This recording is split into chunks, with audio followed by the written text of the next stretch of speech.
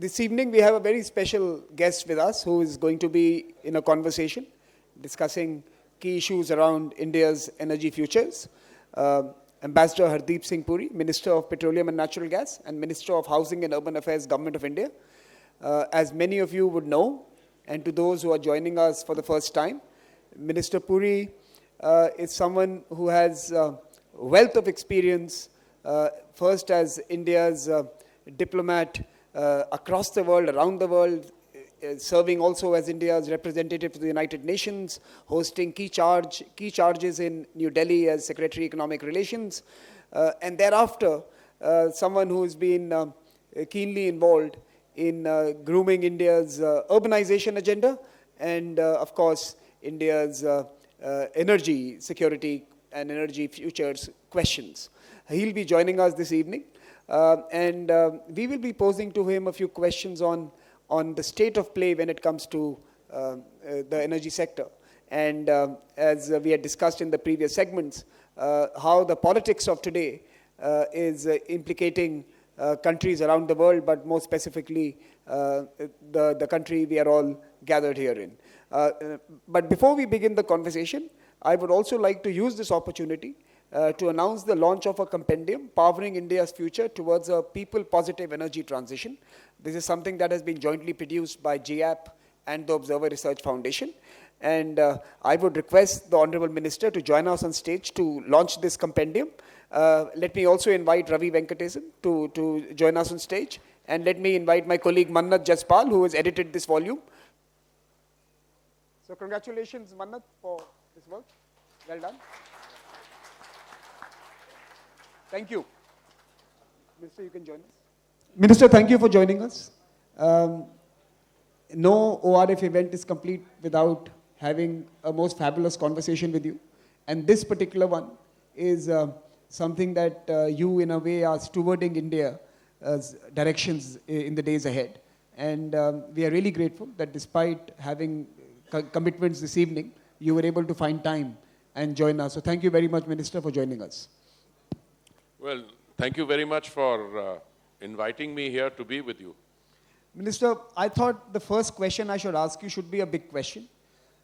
In a country that is perhaps the most dynamic of all economies in the last few years, the fastest growing large economy, energy plays a crucial role, very crucial role. As the minister in charge of a large portfolio of that energy, how is India sitting today? How well do you sleep at night? Let me start by saying that this is not an India-specific comment I'm making.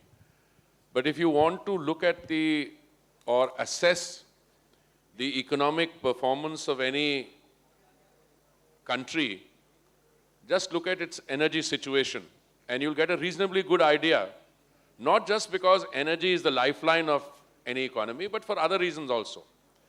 So insofar as India is concerned, there are 2 or 3 self-evident points which I would like to submit in order to provoke a discussion. One is that our energy consumption, and I'm talking here about crude oil to start with, is growing 3 times faster than the global average. That's the starting point. We consume, and since we are largely dependent on imports, most of it is imported, at least 80 to 85%. We consume 5 million barrels of crude oil in a day. That is the state of play today. No matter which way you look at the energy matrix, if you look at consumption, you look at growth in demand, you look at production, you look at the next, let's say, 2 decades. And this is not my figure, this is something that think tanks like yourselves, like yours, working in the energy sector in the Western world will tell you that between now and say 2045, 25% of that global demand or the increase in global demand, 25% will come from India.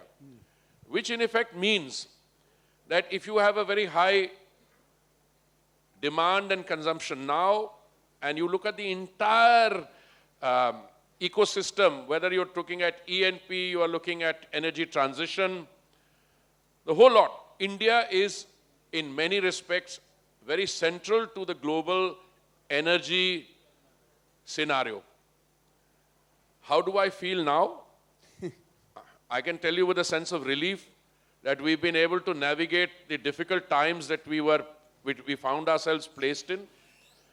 I look at difficulty and challenge in two ways. One is the 3 points of the trilemma that we had to address. One, ensuring availability.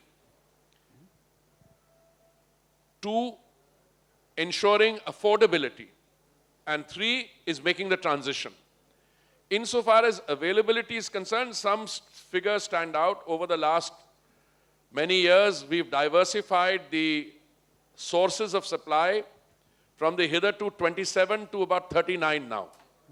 And we are on the lookout for any place where energy availability is, and we have a very quick response time. We can tap that as well. Insofar as affordability is concerned, I think 2 points stand out. In the last 530 days or so, petrol prices here have not gone up. In fact, India is the only country in the world where petrol prices since, I think, April 2021 have come down 5%. The rate of increase in countries in India's neighborhood, I'm talking about South Asia, the increase was between 50 and 110% or something. If you look at the rest of the world, particularly the United States, etc., increase has been between 30 and 40%. And in India, it came down 5% in petrol, and it came down 0.2% on diesel. Now you can say, what is the magic wand that you guys have, which ensured that you were able to bring prices down? Very simple. On 2 occasions, the Honorable Prime Minister reduced the cess, the central government charges, if I remember correctly, November 2021 and May 2022, and cumulatively the prices of petrol and diesel came down by 13 rupees and 16 rupees. The BJP-ruled states, fortunately, also reduced their VAT, whereas the non-BJP states, from where the maximum decibel level of halla comes from, did not reduce their VAT. So we have this peculiar situation that in West Bengal, petrol retails 11 rupees 80 paisa more expensive than in a corresponding BJP-ruled state. I've dealt with availability. I should have added that even when there were very severe floods in the northeast, our OMCs ensured that their people carried cylinders on their shoulders and made sure there was no shortage of anything. These days, I mean, I wake up in the morning, one of the things I'm looking out, shortage. But if there is a shortage somewhere, it's due to a local, some problem arose in some place, etc. It's not a national problem. Now I come to transition. And here the story gets better. Because let's start with biofuels. The previous government, which was in office between 2004 and 14, tried their level best. And I was part of that. So I can tell you with confidence, they wanted 5% biofuel blending in 10 of our states and union territories. Not even the whole country. Small number.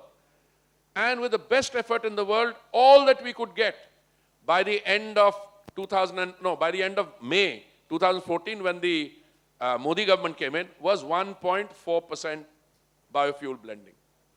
The Prime Minister set a target of 10% blending by November 2022, and the story in the public domain, everybody knows we were able to do it 5 months in advance. That encouraged us to bring forward our target for 20% blending from 2030 to 2025, 5 years in advance. I'm very happy to tell you we are today at 12% blending.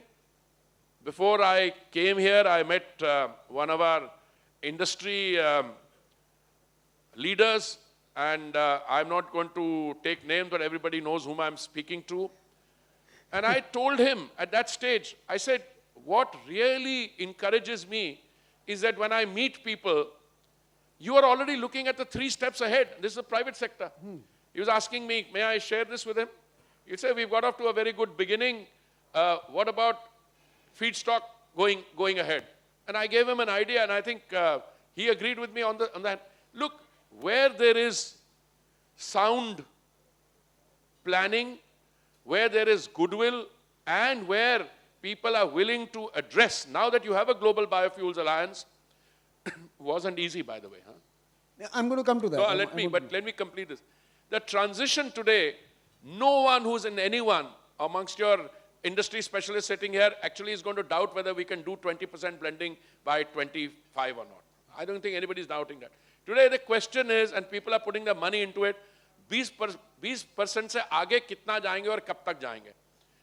So one. So transition here, compressed biogas, same thing.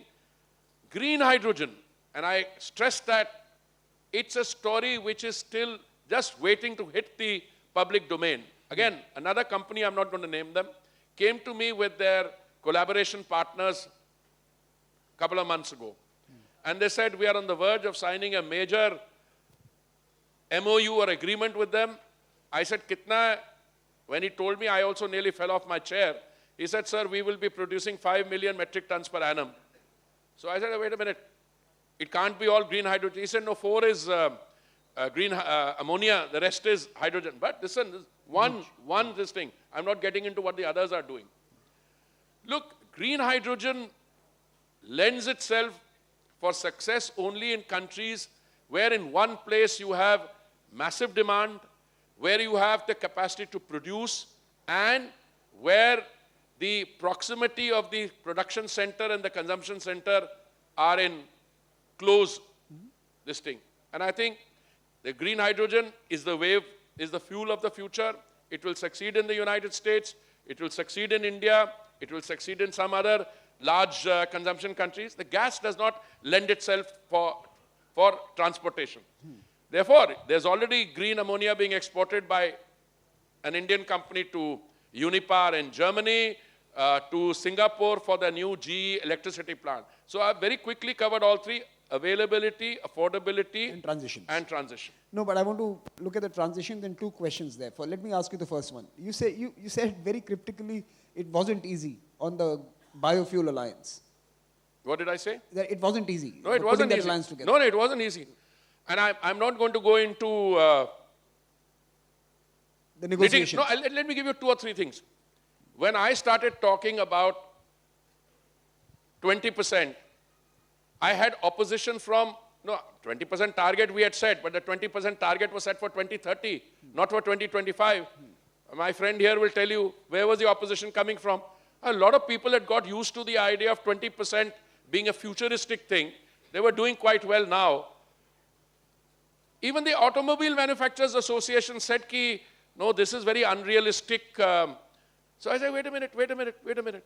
No, the engines will not be able to take the, first there was a gripe at 20%, then people produced studies to show that up to 20% blending does not require any major alteration in the engine. But I asked a simple question. I used to be ambassador to Brazil. All the guys who are manufacturing cars and selling them in India, they also sell there. How is it that you can go to a bunk in Brazil and depending on the price of petrol and ethanol on that day, you can adjust your engine to buy whether you want to buy 45% ethanol and 55% petrol or the other way around. Now, if that can be done there, the same. So, opposition slowly started going away. But look, I'm not holding, maybe it's a mindset issue. But today when I was talking with one of your industry captains, they're saying कि उन्होंने ये कहा, उसने ये कहा. मैंने कहा, there's press reports को छोड़ दो. Once you are embarking on a journey saying, we are serious about biofuels, and I'll tell you why we are serious about biofuels. I just discovered that baloney that I used to be taught earlier when I was a young diplomat, कि अगर आप biofuels में जाएंगे तो आप food security जो है ना वो खत्म हो जाएगी. अरे भाई, food security किसने बोला तुम अपना बासमती राइस लगाओ उसमें? किसने बोला कि अपना वो लगाओ? You can make ethanol from a variety of feedstocks. When we had some problem recently, we moved to maize. And our maize, ethanol made from maize went up, what, how many times? 15 times. Suddenly in a short period of time. And a lot of states which produce, look, today, when we did 10% blending of ethanol, on that particular time, given the price of petrol in the market, we saved 41,000 crores. And that 41,000 crores we were able to utilize to pay our farmers 42,400 crores. Now, if you are taking this now from 10%, we've gone to 12%, 12% will go to 20%, and your consumption is going up. The total amount of petrol that you are consuming is going up. We need 1,000 crore liters of ethanol for 20% blending. We're going to get it. We're already at 600 crore liters. But I'm saying something else. I am convinced that ethanol actually is a very good support system to your agricultural economy also. In Panipat, you're making ethanol from parali, from agricultural waste. You've got plants coming up on bamboo. So you must have the confidence that you will have judicious decision making, and you have that in evidence now with the kind of government the Honorable Prime Minister is leading. You'll take rational choices. Now, if, for instance, some commodity suddenly because of global shortages, something happens and, exports start, you have that flexibility of adjusting it. But if you have multiple feeds, it's only a question of discovering some of them. And we were able to do it without any effort. I mean, when this problem came up in the case of, what was it, rice, I think. I mean, I must say my colleagues, the civil servants were a little worked up. कि ये क्या होगा, holy meter time, कुछ भी नहीं होगा. एक में नहीं होता, दूसरा दरवाजा खुल गया. We just, I think we raised the price of maize marginally, etc. And now 15 times it's gone up. No, nobody's even looking at it. I was talking to some very enlightened people in the government, and they were telling me, he said, you are now produced an ecosystem where earlier said, no, I will not set up an ethanol plant unless I have a buyback guarantee. Today, nobody's asking that question. Today, they know that ethanol and biofuels are going to be encouraged. You produce it, you have a global biofuels alliance. You are now also entering another dimension where both the domestic market and the international market can in ways fuse. And the biofuels alliance, by the way, I am not going to answer a question before it's asked. It's not just an intergovernmental agreement. It is a multi-stakeholder. Industry will be a stakeholder, and I'm saying it in public. And we will encourage, like Unica in Brazil, major cooperative on ethanol production, our industry people to be stakeholders in that. And there's nothing like that sharing of experience which will produce the desired approach and success. No, but what is truly the purpose of this alliance when you are largely looking at using your own produce to make your own ethanol? Why do you need a global alliance? Is it just for sharing best practices, know-how, technical standards? You come from a think tank which thinks big. We are only 3% of the global market. Abhi, the market in ethanol is only about $92 billion. It's going to go up to $162 billion in 2 years. But you are potentially looking at a $500 billion. Why shouldn't I expect people who've already become billionaires to become even bigger?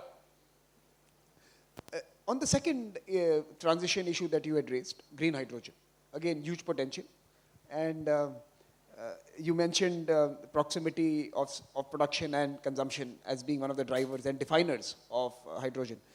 How do you look at what's happening around the world, especially, let me ask you, and let me be a little provocative. Let me, this Make America Great Again, now it is called Inflation Reduction Act.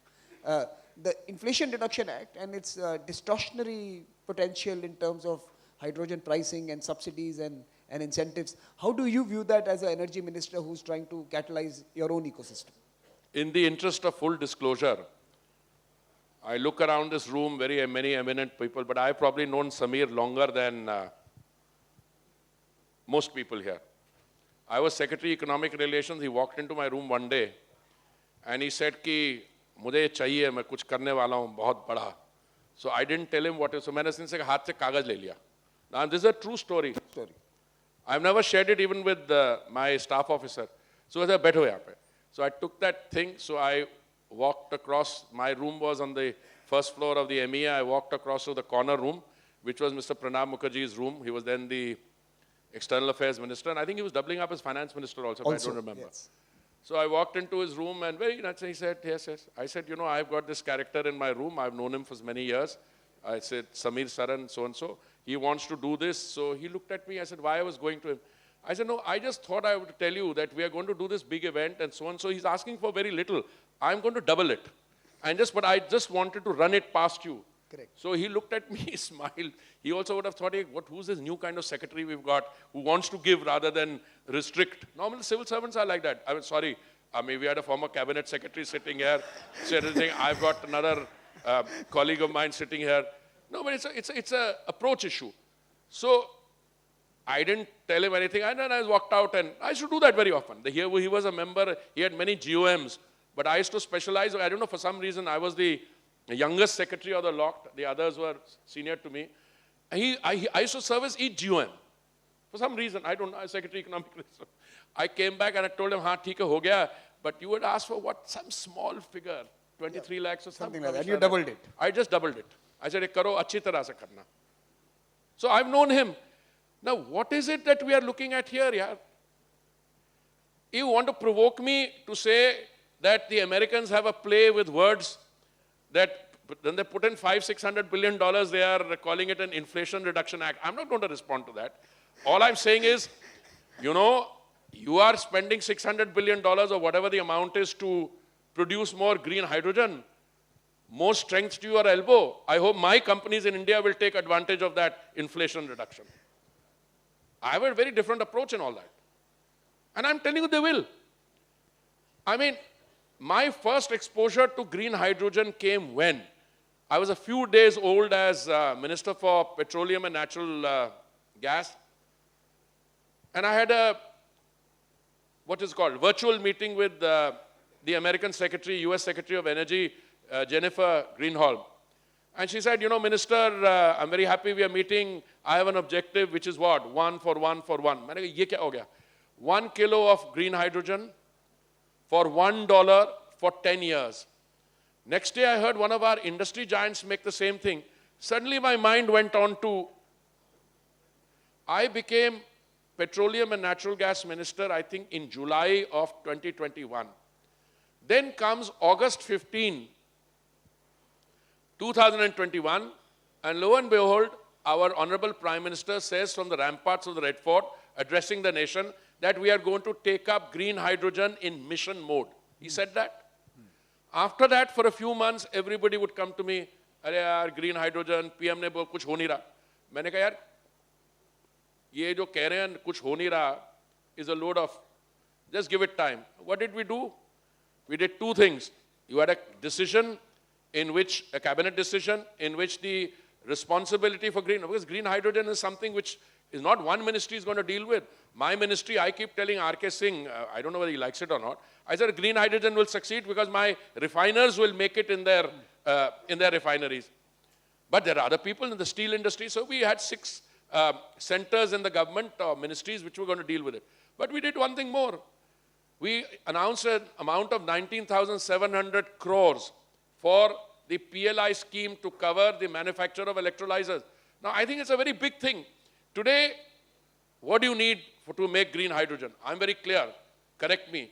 You need to bring down the cost of green energy or solar energy. Mm-hmm. We've already demonstrated that we can bring it down from 25 cents a unit to 3 cents. Correct. And you need electrolyzers. Now, as far as I know, every known electrolyzer manufacturer in the world is either here or is in collaboration with companies. And if some are left, I'm going to Germany in a couple of days' time. You'll get some more. Well, I'll certainly talk to them. But I think they want to come here, not because you and you have a German connection, it's not because of that. They will come here because there's an economic opportunity here. And this is the way I have always said, good projects don't get held back because of lot of resources, lack of resources. I have said this now for 30 years. You give me a good project, which is bankable, money will find its way, because money is also looking for resources, are also looking for good projects. And green hydrogen is just one of those projects. If you look at what is happening in the private sector, government has done the ecosystem. that PLI scheme for... No, in fact, on the private sector, let me just ask you, sir. In fact, private and public, I'm going to take both of them together. Now, you are a ministry that has fostered some of the most efficient public sector undertakings as well in the past. I know, I can see the smile on your face. I'm being polite, sir. Some of them are in the room as well. I don't want to interrupt you. One of those guys, I got off the plane yesterday, I saw the results of one of the companies. And I couldn't resist myself. I called the CMD of that company. I won't name it because पता लग जाएगा आपको कौन है. मैंने कहा ये हमें बहुत दुख हुआ कि आपके इस क्वार्टर का profit is how much? Only 12,000 crores, 14,000 crores.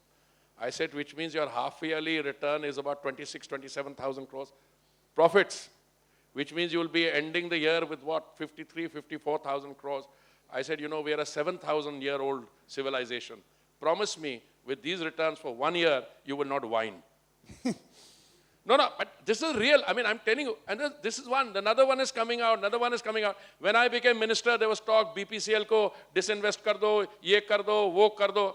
I just saw the BPCL result. Last quarter was 8,000 crores. No, so the these question... are all OMCs and your private sector, by the way. I don't want to say anything.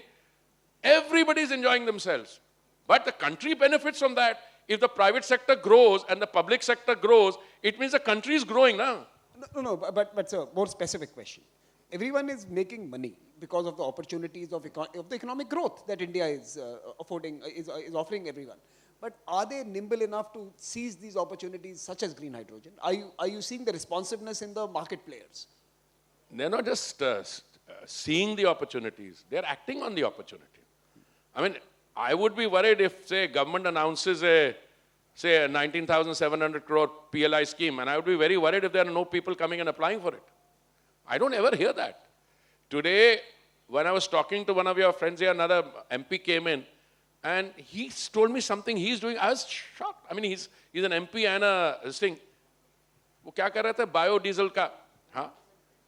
I wasn't aware of it. You see, the thing is, you are as a government required to set up an ecosystem. Once you set up the right ecosystem and the right messaging goes down, you don't have to do hand-holding. They'll do it themselves. And today, the fact of the matter is, there are very few countries like India where the potential for growth, forget about the growth just now, that is a given. But the potential for growth, no matter which way you're looking at it, is looking good. When I started talking about a $5 trillion economy in 2025 and a $10 trillion economy, some of the पढ़े लिखे विद्वान होते हैं ना, वो चक्रवर्ती class के, they started saying, ये क्या बोल रहा है, इसको पता ही नहीं है क्या है. वो आया था पढ़ा लिखा आदमी, वहाँ became an economic advisor for everything. एक ने किताब में भी लिखा है. You know, have these guys got blinkers on as to what they're writing? Today you are a $4 trillion economy by December, but that's not the important story. The important story is 1 quarter growth was 7.8%. And who are the next two economies? I'm not talking about countries. I'm not going to take names. One is 4.1%, the other is 4.3%. Both of them have either flat growth or major quarter-on-quarter growth is just 0.8% or something like that. And of course you will become among the three large economies. But that's not it. Does it really matter? So $5 trillion you will come. You and I will agree. But from 5 to 10, does it matter whether you're a $7.8 trillion economy by, 2030 or you are a $9 trillion economy? The trajectory has to be there. And it's not that this will happen inevitably. You need sound, bold decision-making. You need to make sure that you are unleashing the productive forces. Unfortunately, our opposition parties are not seeing that. They're getting caught in, किसी ने alert भेजा, किसी ने कहा तो 150 countries में गया. So I had this MP sitting with me, is one of our MPs, very vocal one. कहते यार मेरे को भी आया. मैंने कहा, why don't you go on TV and say that this is not targeted at Auntie X or Uncle Y. This is coming, it's some general alert. So I am basically saying that today, and I say this with confidence, with this kind of leadership, with the kind of decisions they're taking, with the kind of, look at civil aviation. I was civil aviation minister. Today you are crossing 5 lakh passengers in a day in civil aviation. And everybody's civil aviation is collapsing. Your airlines are ordering 1,000 planes plus. Why? Because you were able to privatize Air India in time. And what about the So by the way, that alert even I got, but I thought it has gone to everyone. So Which one? and that You- alert. you even I also got it, na? but I thought it's gone But to you are one of our friends. Why would we, as a government, want to target you? Yeah. You tell me, sir. Ramesh, और मेरे MP को करें. Now I don't look at the phone. I may have got a signal like that, yeah. I don't know. These guys are nuts, pure nuts. कोई मौका मिलता है, और फिर किसी ने बोले सोरोस का क्या? अरे यार सोरोस ने किया, जिसने भी किया है. Why do you have this अच्छा feeling सर, of victimhood? वो छोड़ो सर, उस तक तो आते रहेंगे alerts वगैरह. Let's come back to green transitions. On this issue, I couldn't resist getting that one in. okay. So on the issue of transitions itself, so the public sector, private sector, government ecosystem are all aligned for the objectives that we have set ourselves. Now let's look at the broader energy transitions, the 2070 net zero, the 2047 developed country status. When we move to that framework, how do you see India progressing? How do you assess our performance over the last 5 to 7 years since the Paris Agreement, let's say in 2015? How are we doing on that front, on the larger net zero objective? First of all, I had the privilege of spending 39 years in the Foreign Service before I had 39 years in the Foreign Service, 6 years doing what you do, think tanking at the international level. And now I've been a minister for 6 years and 3 months, okay? You know, we have to be very careful about definitions. The Prime Minister, in all his assessments, is a very cautious person. When he says that India will be net zero by 2070, he set a target which is both a target towards which you work, and there's no question of our being short. When he says 2047 ko viksit desh banna hai, I am going to make 2 submissions to you on the 2070 net zero target and this 2047. Let me start with 2047. I know from the time I was in the UN, and I know now, that the only agreed definition of what is a... To those who did not get the Hindi part of it, the Prime Minister has laid a challenge for India to be a developed nation by 2047. Yeah. That's the target he's That's mentioned. the target. Now, is there a definition of what is a developed country? I'm not aware of it, but you go by broad indices that you're this sector, that sector, etc. will be, like that. But there is a definition for what is called a least developed countries. And we looked it up, there are 46 out of them, out of 193 member states of the UN. What will be our economy by 2040, according to the single? According to Ernst & Young, by 2040, you should be a $26 trillion economy. Now tell me, with a $5 trillion economy by 2025, you're already feeling good. If that $5 trillion economy gets multiplied 5 times, your per capita income also goes up. I don't know what the definition is, but my submission to you, sir, is that we are going to be a developed country by current levels of, what is a developed country? Much before that. That's what I'm saying. I mean, you've got countries with a GDP of 2.7%, 2.7 trillion, calling themselves very good restaurants and all that. But the fact of the matter is, when you look at the GDP and the heft, you will be way ahead of that. Now let me come to that 2070 net zero. Since we are talking about the OMCs and the oil sector, I'll give you some statistics. What are the targets for our OMCs to become net zero? Engineers India Limited, 2035. 35 years before 2070. ONGC, 2038. It's one of the largest companies in the world. 2038. GAIL, 2040. BPCL, 2040. HPCL, 2040. Oil India Limited, 2040. IOCL, 7th largest company in its segment, 2046.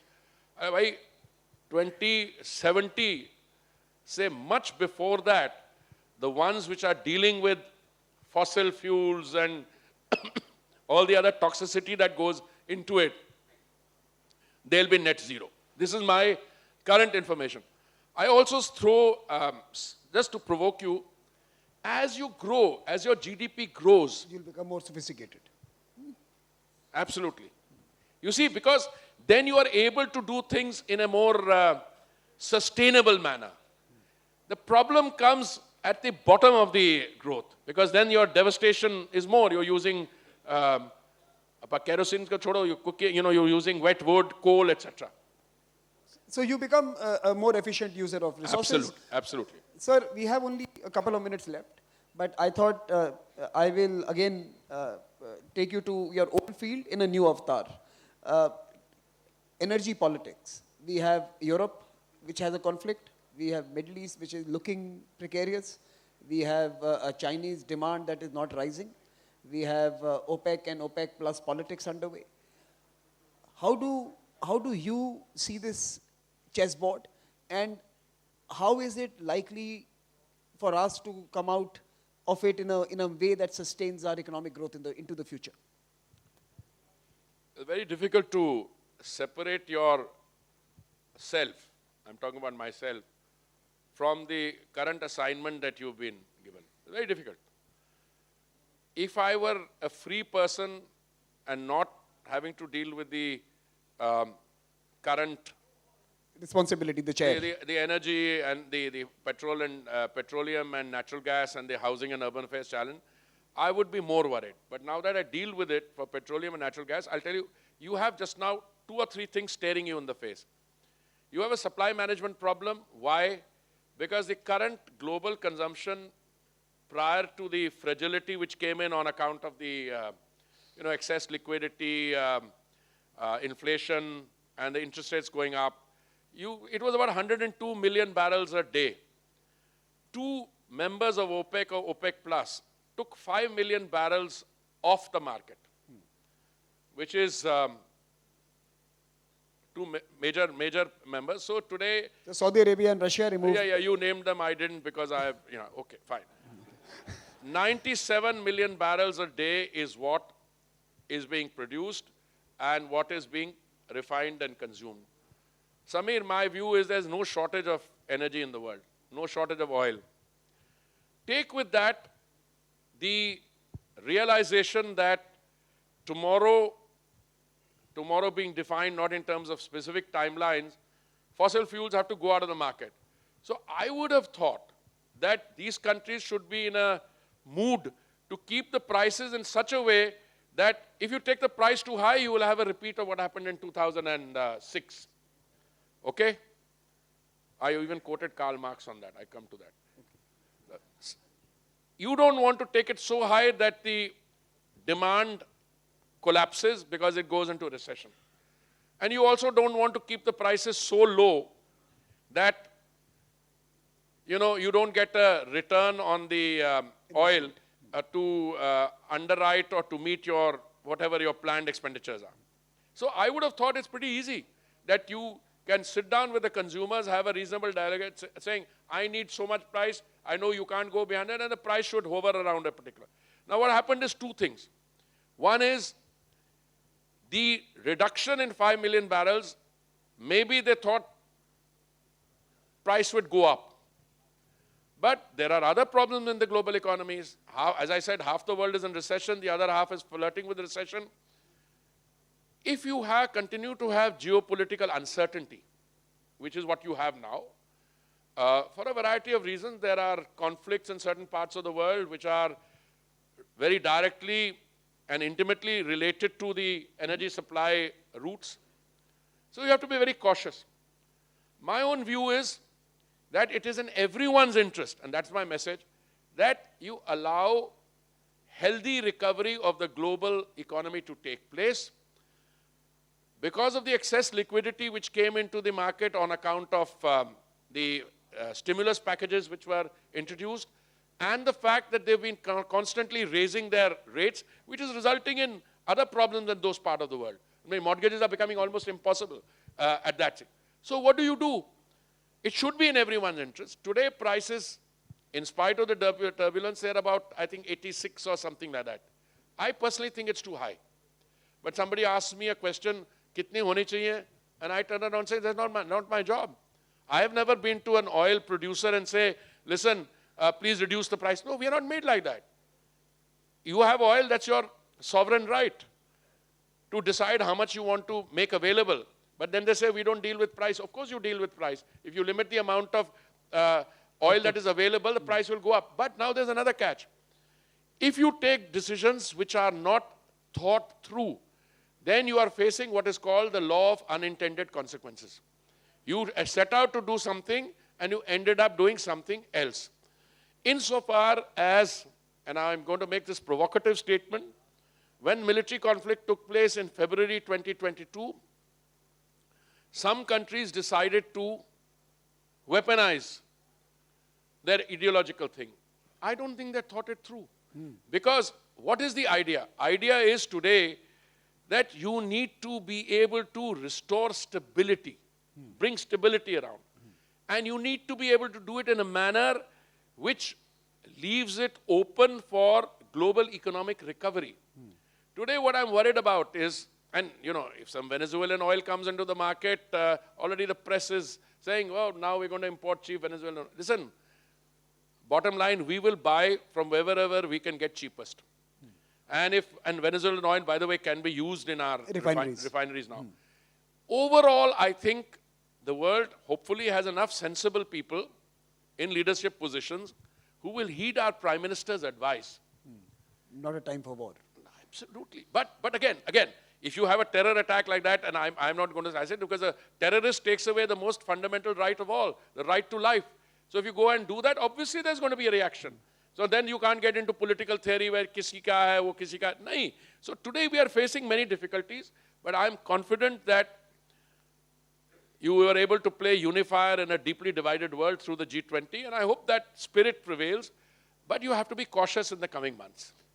Times of geopolitical uncertainty, how are they for energy transitions? Energy transition will go ahead. The more uncertainty, the faster the transition, because people are not going to take any risks just now. I was... Were you surprised by how quickly, when the fossil fuels sources were challenged, how quickly countries... No, it's a very simple thing. Let's say tomorrow, let's say uncertainty ensures that there is complete, let's say, breakdown in the supply lines and oil hits, say, 120, 150. Do you think people are going to pay for that? They would much rather utilize that money in supporting the transition. So, I want to finally ask you, sir, and I'm not being provocative here. Is there, we spoke at the beginning that we require a new trade and financial architecture. The Sherpa was here, Mr. Amitabh Kant was here. We require a new financial architecture. How are we going to bring the South countries, who may not have the same resources of a country such as ours, which is $5 trillion or $4.5 trillion growing at a certain pace, how do we bring them together? How do we bring them on this ride of transitions, of new fuels, of cleaner living? What I like about Samir, he asks his own question and then he answers it himself and then he wants me to comment. There are two things. Let's be very clear. Global architecture, I mean, you mean the multilateral system. Correct. Mr. Saran, that was devised in 1945 when the Second World War was still going on. And again, I don't want to say anything because I'm, I served that system for 39 years. No one, as I mean no one in the world today, is going to tell you that the multilateral system is in good shape. And I'll give you two examples. The one designated agency which has the authority to determine whether there is a threat to international peace and security is the UN Security Council. You ask yourself a simple question, where all in the world are wars taking place? And you'll find many such places. Did any of them before declaring war go to the UN Security Council? They didn't even make a reference to it, number one. Number two, the Security Council has been paralyzed since the permanent members found themselves on opposite sides of the fence in the Libya and Syria. I was presiding over the Security Council. It has continued to remain paralyzed. I'm making a very broad statement. So if the one agency which is responsible for making a determination, because once it makes a determination there is a threat to peace and security, it alone has the authority to authorize all means necessary within quotes, which means military force. Security Council is out of this thing. Now I come to the other part. What are the pillars of the multilateral system? Peace and security, development, all that. You know, when the world financial and economic crisis took place, and you and I are part of that story, there was a meeting of finance ministers, I think in Sao Paulo in Brazil. Those are Six, seven. Something like that, 7, 8, whatever. And everybody said, and what was the world financial and economic crisis? It arose out of this subprime lending sector in the US 2008, that's right. real estate market, 2008, exactly. Because after that I came to Delhi. Correct. Now, they didn't know what to do. Why? Why didn't they know? They didn't think the UN could deal with it. ECOSOC is a talk shop. They couldn't deal with it. Then what else could they do? IMF, World Bank, those were the other two parts of the multilateral system set up in the Bretton Woods, that beautiful place in Hampshire, Bretton Woods. And then you had the Havana conference. They were non-functional. WTO was not something. So what did they do? Knee-jerk response, which in retrospect was a good one. They decided to elevate the G20, which was meeting at finance minister level, and decided to make it a summit-level group of heads of state and government. Hence was born the G20. Now, if anyone who knows these two facts, the G20's genesis and the, what's it called, the Security Council paralysis, is not going to say that the multilateral system is healthy. It isn't. So you need to develop something more. That's why you need bright guys like Amitabh and others with you. We sit down one evening, have a spiritual discussion, and find out what is it that you can do to architecturalize. I'm using a word I just made up. Okay. The concept of how the new world should look. There are provisions. If the UN is not working, you know, if there are provisions in the charter to increase the membership. No, but the guys who are sitting on the high table don't want to get space now. No, they don't want to go, but, you know, point is nobody takes them seriously. I'm also now. Now it doesn't matter. Because when it comes to heavy lifting, you come to countries like India, whether it is a cyclone or an earthquake in Tokyo or a tsunami, they come to India. So somebody asked me, but you know, India security. I said, listen, India doesn't need the Security Council. Today, the Security Council needs India. Great. I think, Mr. Minister, thank you so much for your time, for joining us, and for clearly outlining what I think Ravi and Sanjay also pointed at the very beginning of this evening. We need new alliances, we need new forms of institutional arrangements, and we need mobilizations that can actually help all for a cleaner and prosperous future. Please join me in applauding the Minister for his interventions this evening.